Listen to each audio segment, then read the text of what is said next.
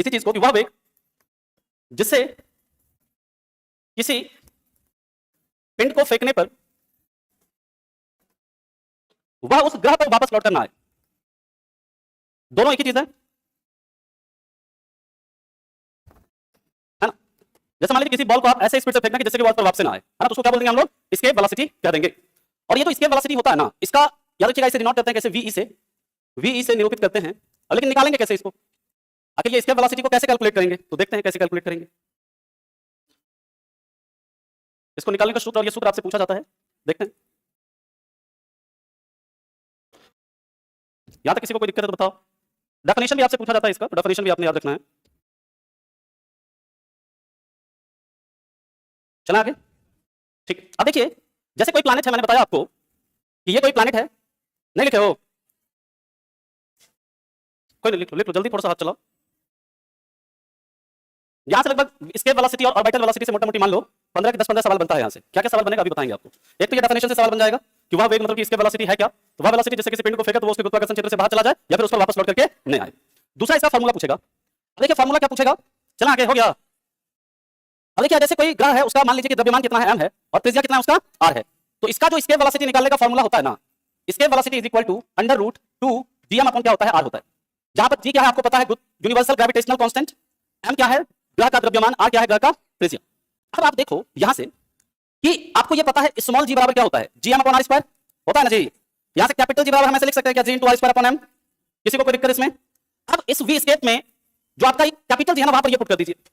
Put करके देखो 2 into क्या हो जाएगा, जी r स्क्वायर बटे r इंटू क्या m हो जाएगा। और नीचे भी क्या हो जाएगा आपका, ये सॉरी, ये m इंटू r, ऐसे हो जाएगा, बताओ आया नहीं? यानी कि यहां पर हमने जी कैपिटल जी की जगह पे हमने क्या ये पुट कर दिया, जी r स्क्वायर अपॉन m, और यहां पर m बटे r लिख दिए। ये m कट गया, एक r कट गया। यहां से हमारा एक फार्मूला क्या आया, √2gr। यानी कि यहां से हमारा दूसरा भी फार्मूला आ गया इसके वेलोसिटी का, √2gr। ये दोनों ही फार्मूला आपसे पूछा जा सकता है, ये भी और ये भी, ठीक है? बात समझ में आ गई? एक तो डेफिनेशन पूछेगा, दूसरा ये फार्मूला पूछेगा, तीसरा ये फार्मूला पूछेगा। और क्या सवाल बन सकता है यहां से, उसे हम लोग देखते हैं। पहले आप इसे लिखिए, अब इसके आगे क्या सवाल बन सकता है वो भी हम लोग देखते हैं। समझाते फिर से, देखो फार्मूला क्या है ना, इसके वेलोसिटी को कैलकुलेट करने का जो फार्मूला है √2gm अपॉन r है। और हम लोग जानते हैं कि एक्सेलरेशन ड्यू टू ग्रेविटी यानी गुरुत्वीय त्वरण को निकालने का फार्मूला क्या होता है, gm अपॉन r स्क्वायर। अब यहां से देखो, इसको हम g इक्वल टू लिख सकते हैं क्या, ऐसे ये g इंटू m बराबर इसको लिख सकते हैं g into r square, cross multiplication कर दो, है ना। तो यहां से कैपिटल g बराबर क्या आ जाएगा, small g r square upon m आ जाएगा ना जी। अब यहां पर इस कैपिटल g की जगह पे हम ये वाला वैल्यू पुट कर दे रहे हैं, तो 2 इंटू कैपिटल g की जगह पे लिख दिया g r square upon m into क्या m बटे r, एक r कट गया, m कट गया, तो क्या बचा √2gr। तो दूसरा फार्मूला आ गया √2gr। अब इतना तो हमको समझ में आ गया। इससे नोट में ये पॉइंट लिखिए कि एस्केप वेलोसिटी का मान यानी पलायन वेग का मान ग्रह की त्रिज्या तथा, है ना जी, ग्रह के त्रिज्या ग्रह के द्रव्यमान पर निर्भर करता है। कैसे नहीं करता है, अभी अभी बताए हैं जी, है ना। ये मास है किसका, ग्रह का, ये r त्रिज्या है किसका, ग्रह का। एस्केप वेलोसिटी का मान क्या है, √2gm अपॉन r, ये बताए हैं ना जी। तो इसका मान किस पर डिपेंड कर रहा है, ग्रह के त्रिज्या तथा ग्रह के द्रव्यमान पर निर्भर करता है ना।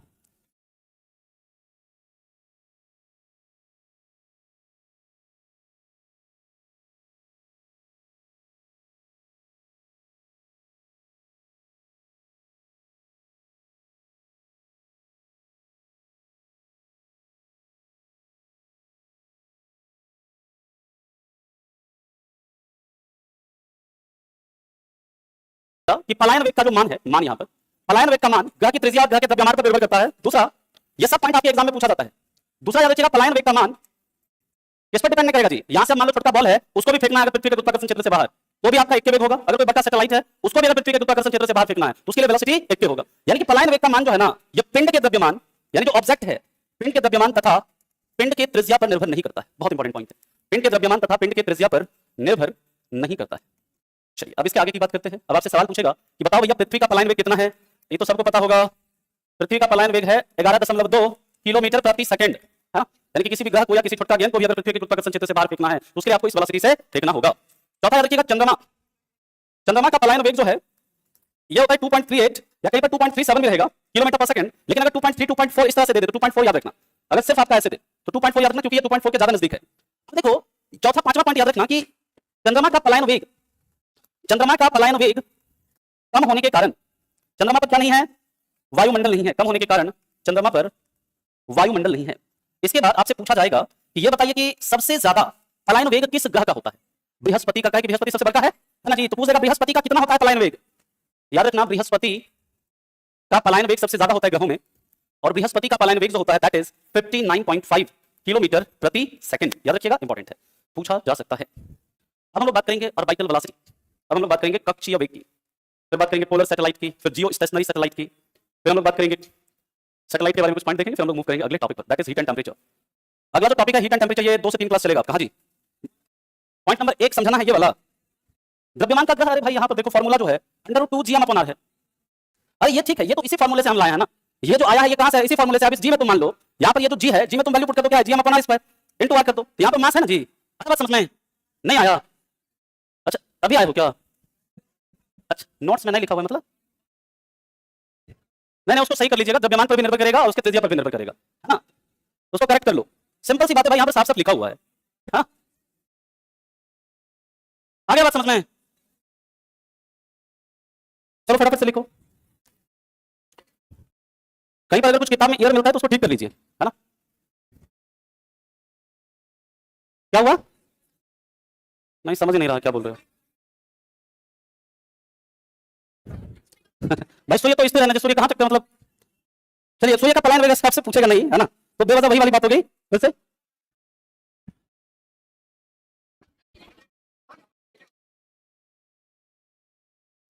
वो पृथ्वी के गुरुत्वाकर्षण क्षेत्र से बाहर चला जाएगा, है ना? पृथ्वी के ग्रेविटेशन एरिया में नहीं रहेगा वो, मिनिमम उतना, उसके बाद अगर उससे ज्यादा स्पीड से फेंकना है वो और ऊपर जाएगा उससे, है ना? मिनिमम आपको उतना स्पीड चाहिए पृथ्वी के गुरुत्वाकर्षण क्षेत्र से बाहर निकालने के लिए, ठीक है? चलो क्या हुआ? हाँ नहीं समझ रहे क्या बोल रहे हो? सूर्य का, तो सूर्य का द्रव्यमान त्रिज्या से डिवाइड करके जो फॉर्मूला है उस फॉर्मूले को पुट करके निकालो। हाँ तो उसका त्रिज्या भी तो बहुत ज्यादा है। क्या बोल रहे हो? आगे आगे आप पूछिए क्या है। ये देखिए हम लोग हमेशा, हम लोगों का गोल ये होना चाहिए कि जो हमारे परीक्षा के लिए महत्वपूर्ण तथ्य हैं उसको हम लोगों को पढ़ना है। अब ये सब किसी पूछिए आपका क्या डाउट है? ठीक है किसका? अरे बृहस्पति मैंने ग्रहों में बताया है, ग्रह सूर्य ग्रह है क्या? किसका वैल्यू सबसे? हाँ हाँ समझ जाइए आपका, मैं समझ गया डाउट कि जो बृहस्पति जो है ना, बृहस्पति का देखो मास जो है ना ज्यादा है मान लीजिए, लेकिन इसका जो रेडियस है ना सूर्य की अपेक्षा क्या है? कम है। सूर्य क्या है? गैस का है ना बना हुआ जी। सूर्य में क्या हाइड्रोजन और हीलियम है, उसका त्रिज्या देखिएगा इससे जुपिटर से बहुत ज्यादा होगा, है ना? बृहस्पति से बहुत ज्यादा होगा उसका त्रिज्या। एक बार कंपेयर कर लीजिए, उसका वैल्यू आप कैलकुलेट कर लीजिए। सन क्योंकि गैस से बना हुआ ना, बृहस्पति गैस से थोड़ी ना बना हुआ है जी, उसको आप देखिए कैलकुलेट करके, है ना? आपका वो आ जाएगा। ठीक है, मैंने बताया ग्रहों में सबसे ज्यादा किसका होता है, याद रखिएगा इसका होता है। बाकी अब देखो अगले पॉइंट पर चलते हैं हम लोग। नेक्स्ट है क्वेश्चन, देखिए पूछिए, लेकिन रेलेवेंट क्वेश्चन है तो ज्यादा अच्छा है। अब हम लोग बात करते हैं इसके बाद ऑर्बिटल वेलोसिटी। ऑर्बिटल वेलोसिटी की बात करते हैं जिसे हम लोग बोलते हैं कक्षीय वेग। और देखो कक्षीय वेग की बात करें तो वह वेलोसिटी, वह वेग जिससे कोई प्लैनेट अपने ऑर्बिट में यानी अपने कक्ष में क्या करता है? चक्कर लगाता है, उसे हम लोग क्या कहते हैं? उस ग्रह का ऑर्बिटल वेलोसिटी कहते हैं। इसे वीओ से निरूपित किया जाता है। अब देखिए कोई आपका प्लैनेट है, इसका मास मान लीजिए m है और इसका ये मान लीजिए r है त्रिज्या। इसका जो ऑर्बिटल वेलोसिटी होता है वो क्या हो जाता है? √gm/r, या फिर इसी को हम लोग लिख सकते हैं कि √vr। ये फॉर्मूला इसका होता है। और एक आपसे पूछ दिया जाता है कि v escape और v ऑर्बिटल का रेशियो क्या होता है? तो v escape बटे v ऑर्बिटल जो होता है ये कितना होता है? √2:1। या फिर आप ऐसे लिख सकते हैं v escape v orbital is equal to, इस रिलेशन को आप ऐसे भी लिख सकते हो कि v escape is equal to क्या होता है? √2 into v ऑर्बिटल। तो ये आपसे रिलेशन पूछ लिया जाता है एग्जाम में, इस रिलेशन को आपने याद रखना है, ठीक है? और इसके बाद आप लिख लेना अर्थ का जो ऑर्बिटल वेलोसिटी है ना, अर्थ की ऑर्बिटल वेलोसिटी की बात करें, ये सब फैक्ट है, इसको मेमोराइज कर लो। एग्जाम में कभी अगर पूछ दिया जाए तो याद रखना 29.8 किलोमीटर पर सेकंड है, ठीक है? अब इसके बाद हम लोग बात करते हैं पोलर सैटेलाइट की, और फिर बात करेंगे जियो स्टेशनरी सैटेलाइट की, और एक होता है जियो सिंक्रोनस सैटेलाइट होता है, उसकी भी हम लोग चर्चा करेंगे, है ना? क्या हुआ? मून का अगर लिखना है मून का भी लिख सकते हो, लेकिन पूछेगा नहीं। मून का ऑर्बिटल वेलोसिटी तो होगा 1.022 किलोमीटर पर सेकंड। मून का लिखना है लिख लीजिएगा 1.022 किलोमीटर पर सेकंड, लेकिन आपके एग्जाम में पूछेगा नहीं। अर्थ का मैंने देखा है, पूछा हुआ है कई बार, अर्थ का बस आप लोग याद रखना 29.8 किलोमीटर पर सेकंड। अब हम लोग चलते हैं इसके आगे। नेक्स्ट है पोलर सैटेलाइट। देखो 3 तरह का सैटेलाइट होता है, एक होता है पोलर सैटेलाइट। एक मिनट लिखो लिखो जल्दी लिखो, लिख लो लिख लो, हो गया? चलो पोलर सैटेलाइट का मतलब होता है, याद रखना, इसे बोलते हैं ध्रुवीय उपग्रह। समझो सैटेलाइट ना 3 तरह का होता है, समझना। एक होता है ये जैसे आपका अर्थ है, अर्थ में ये आपका क्या है, इक्वेटर, ठीक है, ये क्या है, इक्वेटर है, ये आपका क्या है, पोल है, यहाँ पर नॉर्थ पोल और ये आपका साउथ पोल है। और एक होता है आपका अर्थ का एक्सिस, यानी अर्थ अपने एक्सिस पर क्या झुका हुआ है थोड़ा सा, है ना, 23.5 डिग्री पर। तो देखो ऐसा उपग्रह जो कि ये पोल के चारों तरफ ऐसे क्या करे, चक्कर लगाए, जैसे ये पोल है ना, इसके चारों तरफ क्या कर रहा है, पोल के सापेक्ष वो क्या कर रहा है, रिवॉल्व कर रहा है, उसे क्या कहता है, पोलर सैटेलाइट। जो ये इक्वेटर के सापेक्ष यानी कि इस तरह से गति कर रहा है, इक्वेटर के सापेक्ष, उसे क्या कहते हैं, इसे बोलते हैं जियो स्टेशनरी सैटेलाइट कहते हैं। और एक होता है जो अर्थ का जो एक्सिस है ना, यानी अर्थ का जो एक्सिस है, उस एक्सिस के साथ साथ क्या करता है, घूमता है। जैसे मैं चित्र के द्वारा आपको समझाता हूं, चित्र से आपको ज्यादा समझ में आएगा, रुक जाओ, हम इसके बारे में बात करेंगे। इसके पॉइंट, जो पॉइंट्स हैं जो एग्जाम के पॉइंट ऑफ व्यू से इंपॉर्टेंट है, फिर हम उसकी बात करते हैं। टाइप ऑफ, और या ऐसे लिख लो, पोलर जियो स्टेशनरी एंड, देखो हाँ, इससे आपको क्लियर हो जाएगा। ये कहाँ गया, इससे आपको क्लियर हो जाएगा।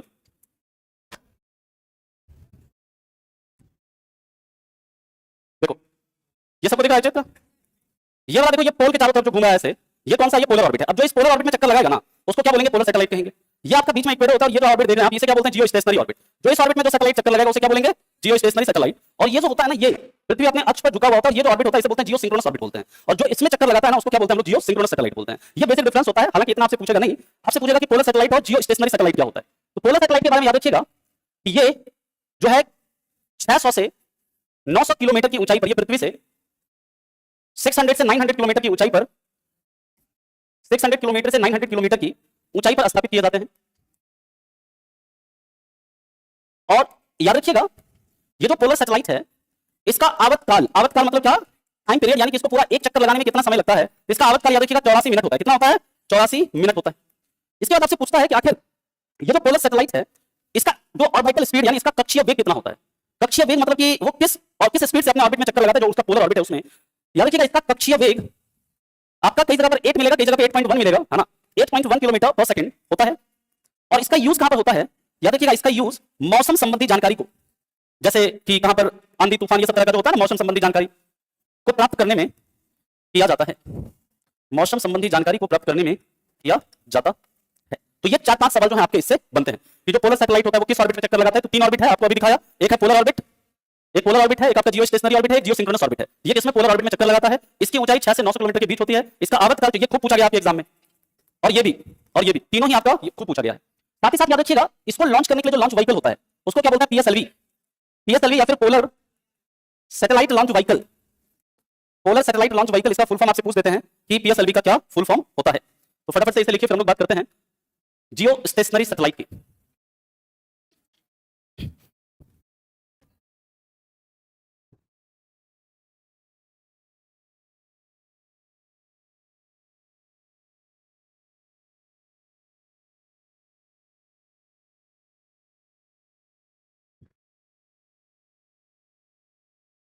चला आगे, मूव करें। चलिए नेक्स्ट होता है इसके सैटेलाइट, यानी इसे क्या कहते हैं, भू स्थिर उपग्रह कहते हैं। भू स्थिर उपग्रह का आपको अभी एग्जांपल दिखाता हूं, है ना, जियो स्टेशनरी सैटेलाइट अराउंड अर्थ। ये आपको चित्र देखने से आपको समझ में आएगा कि वो ना पृथ्वी के सापेक्ष ना वो आपको स्थिर दिखेंगे, एक ही जगह पर दिखेंगे। क्यों दिखते हैं एक ही जगह पर, आपको अभी बताते हैं। जिस जियो स्टेशनरी सैटेलाइट अराउंड अर्थ,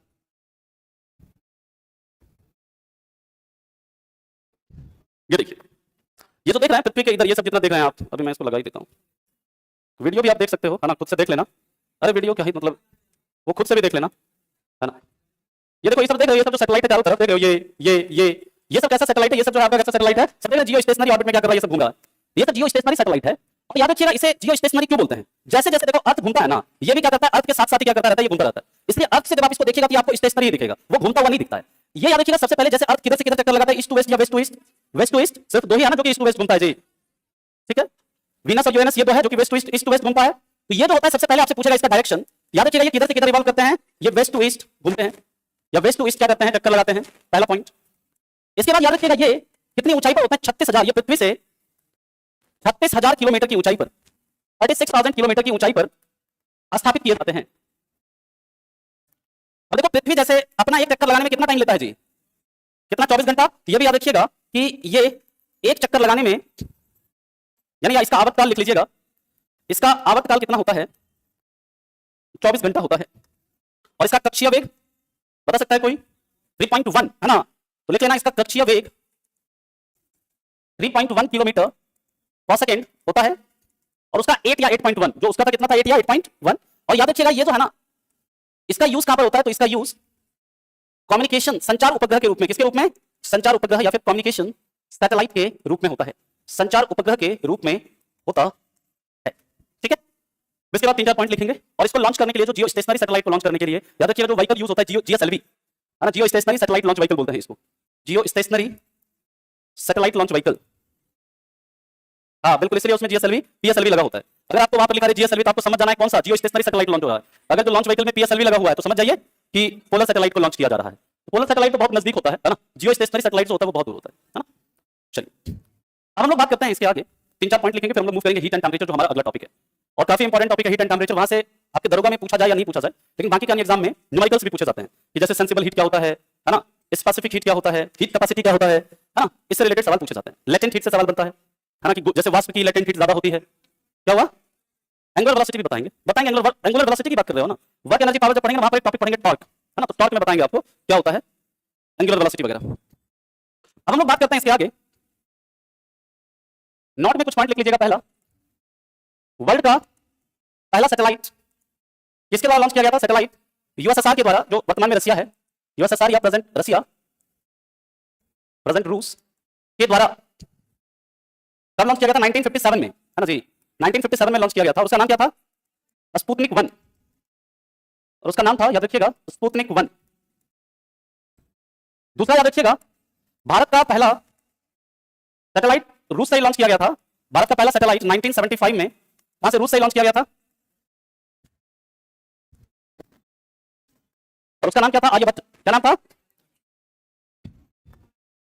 और तीसरा याद रखिएगा, जो भारत के अंतरिक्ष कार्यक्रम के जनक, भारत के अंतरिक्ष कार्यक्रम के जनक, ये कौन है, होमी जहांगीर भाभा।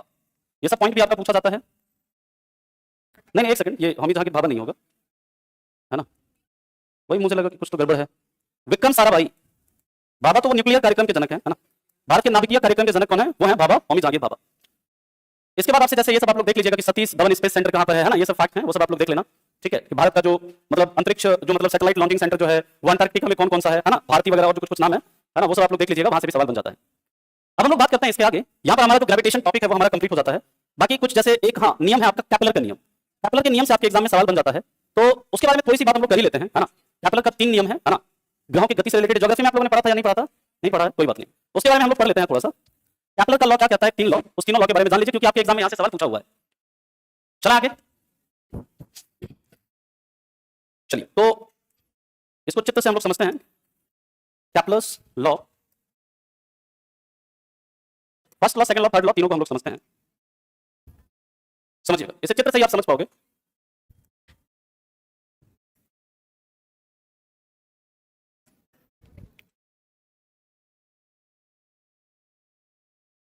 देखिए ध्यान से समझिएगा पहले नियम को। ये क्या कहता है कि पहला जो लॉ है, पहले तो आपसे ये सवाल बनेगा कि केपलर का लॉ किससे संबंधित है, याद रखिएगा ग्रहों की गति से संबंधित है, ग्रहों की गति से यानी प्लैनेटरी मोशन से रिलेटेड है। अब केपलर का पहला नियम क्या कहता है, सिंपल है, सबसे सिंपल यही है, और जितना आपको मैं बता रहा हूं बस इतना याद रखना, इससे ज्यादा याद नहीं रखना है। ये कहता है कि जो सन है ना, मतलब कि जो प्लैनेट है, वो सन के चारों तरफ एक इलेप्टिकल पाथ में क्या करते हैं, चक्कर लगाते हैं। कैसे, इलेप्टिकल पाथ में चक्कर लगाते हैं, और इसमें 2 क्या होता है, फोकस होता है। कितना फोकस होता है, 2, जिसमें कि एक फोकस में क्या होता है, सन स्थित होता है। बात को फिर से समझिए, क्या कहता है केपलर का पहला नियम, कि ग्रह सूर्य के चारों ओर एक इलेप्टिकल पाथ पर रिवॉल्व करते हैं, या इलेप्टिकल ऑर्बिट में क्या करते हैं, चक्कर लगाते हैं। और इलिप्स की जब बात करते हैं तो उसमें 2 फोकस होता है, जिसे बोलते हैं फोकाई, और उसमें से किसी एक फोकस में क्या होगा, सन होगा। अब देखिए दूसरा नियम क्या कहता है केपलर का, फिर मैं चित्र भी आपको दिखा दूंगा। पहला नियम तो ये कहता है कि एक फोकाई में आपका क्या होगा, सन होगा। अब देखिए दूसरा नियम क्या कहता है कि जैसे जैसे प्लैनेट सूर्य से दूर जाएगा, उसका जो स्पीड है ना, वो क्या होता जाएगा, घटता जाएगा, घटता जाएगा, और जैसे जैसे सूर्य के पास आएगा, उसका स्पीड जो है वो क्या होता जाएगा, बढ़ता जाएगा। ये दूसरा नियम कहता है। और दूसरा नियम कई बार ये पूछा जाता है कि केपलर का दूसरा नियम किस सिद्धांत पर आधारित है, याद रखना संवेग संरक्षण के सिद्धांत पर आधारित है, वो भी आपको अभी लिखा देंगे। तो यानी कि यहाँ पर देखिए, जब सबसे दूर होगा तो उसे क्या बोलते हैं, आप लोगों को पता है, उसे आप हेलियन बोलते हैं, सबसे जब पास होता है तो पेरिहेलियन बोलते हैं। ये सब उपसर्ग अपसर्ग वाला कांसेप्ट आपने पढ़ा होगा। और तीसरा नियम जो है ना, तीसरा नियम है फार्मूले से रिलेटेड, तो वो तीसरा नियम भी आपको अभी, दूसरा और तीसरा नियम भी दिखा देते हैं चित्र के द्वारा। तो इसका बस वो आपको कांसेप्ट याद रखना है, केपलर सेकंड लॉ। देखो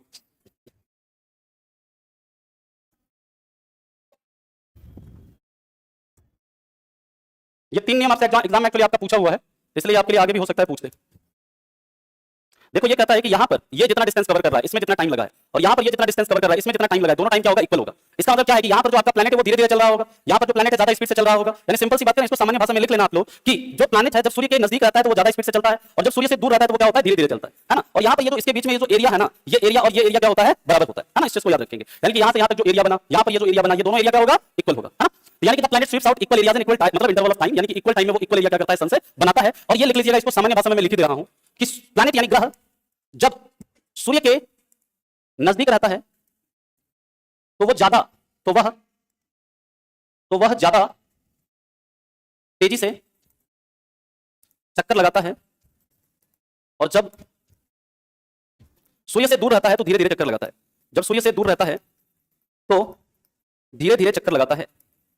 दूसरा नियम ये कहता है, बाकी ये चित्र बना करके आप लिख लेना, ये चित्र बना लेना और ये लिख लेना, area 1 is equal to area 2। बाकी इस चीज को भी लिख लीजिएगा, इस डिस्टेंस को कवर करने में जो टाइम लगा है और इस डिस्टेंस को कवर करने में जो टाइम लगा है वो क्या है, आपका इक्वल है ना। हम लोग बात करते हैं दूसरा पॉइंट, यहां पर लिख लीजिएगा सेकंड लॉ में कि केपलर का दूसरा नियम किस सिद्धांत पर आधारित है, संवेग संरक्षण के सिद्धांत पर आधारित है। संवेग संरक्षण के सिद्धांत पर आधारित है। एंड इसके बाद हम लोग बात करते हैं थर्ड लॉ की। थर्ड लॉ में बस एक फार्मूला है, तो वो फार्मूला आपको याद रखना है ना। फर्स्ट लॉ अच्छा नहीं लिखा है, लिखना है तो लिख लो, पहले इसे लिख लो। फिर इलिप्टिकल का हिंदी क्या होता है, कोई बता सकता है? दीर्घवृत्ताकार, यस ठीक है हाँ लिखा देते हैं आप। कई बार ना हिंदी टर्म निकल जाता है दिमाग से। अरे वो बात ठीक है, लेकिन साइंस में पूरा हिंदी ना हो सकता है जी, है ना।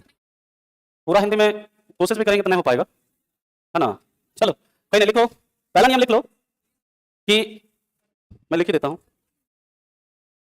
कि कोई ग्रह सूर्य के चारों ओर, देखो जितना मैक्सिमम हिंदी हम यूज कर सकते हैं ना उतना कर रहे हैं बाबू, इससे ज्यादा तो नहीं होगा। कोई ग्रह सूर्य के चारों ओर एक दीर्घवृत्ताकार पथ में चक्कर लगाता है, जिसमें दो फोकस होते हैं तथा इसके एक फोकस में सूर्य स्थित होता है। यह आपका पहला नियम, सूर्य स्थित होता है। This is first law. आगे बात समझ में। अब तीसरा नियम देख लेते हैं। तीसरा नियम में बस फार्मूला आपको याद रखना है। तीसरे नियम से सवाल पूछा गया है और बस फार्मूला से ही सवाल पूछा है। आगे आपका इस दोनों से पूछा जा सकता है क्वेश्चन। लिख लिया सभी ने? क्या हुआ? अच्छा दूसरा वाला लगा दें। अरे दूसरा वाला तो लिख दिया, फिर से लिखना इसको लिख लो इसको, है ना। तीसरा वाला लगा देते हैं आप चित्र। समझ में, अरे समझ में आ रहा है ना, अपने से भी लिख सकते हो, समझ में आ जाएगा तो, है ना। समझ में आ जाएगा तो अपने से भी लिख सकते हो।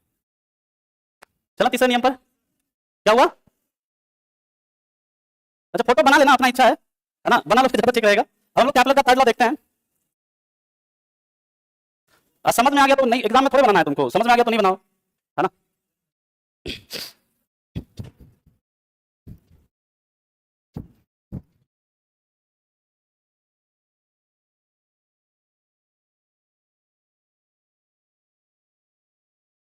ये देखिए, अब ये क्या कहता है, यहां से लेकर जैसे मान लीजिए जो डिस्टेंस है ना, ये मान लो a है, ये कहता है स्क्वायर ऑफ द, ये सिंपल फार्मूला लिख लो, t square is equal to r cube. यहां पर r को लिखा हुआ है a, हाँ, तो आप इस तरह से लिख लीजिए, बस ये फार्मूला लिख लो और इसमें कुछ भी ज्यादा आपको दिमाग नहीं लगाना है। The square of the orbital period of a planet is proportional to the cube of the orbital semi major axis, है ना। यानी इसका जो आधा होता है ना, ये यहां से यहां तक 2 है तो आधा क्या हो जाएगा, a हो जाएगा। तो उसका t का जो स्क्वायर होता है, यहां पर आप r लिख लीजिए या a भी लिखा हुआ आ सकता है। t square is equal to लिख लीजिएगा क्या होता है, r to the power cube, है ना। बस इतना ये फार्मूला याद रखना, इससे ज्यादा कुछ नहीं, ये बस इनफ है। ज्यादा दिमाग लगाओगे कोई किसी काम का नहीं है, है ना। एग्जाम के लिए बस इतना याद रखिए। स्टेटमेंट भी याद रखने की जरूरत नहीं है, नहीं पूछेगा आपसे। इधर स्टेटमेंट पूछेगा, इधर वाला पूछ देगा, लेकिन ये वाला आपसे नहीं पूछेगा, उसमें बस फार्मूला पूछेगा। ठीक है, तो यहाँ पर हमारा ग्रेविटेशन जो है कंप्लीट हो जाता है। बाकी अभी 5 मिनट में करते हैं फिर से स्टार्ट हम लोग केमिस्ट्री को।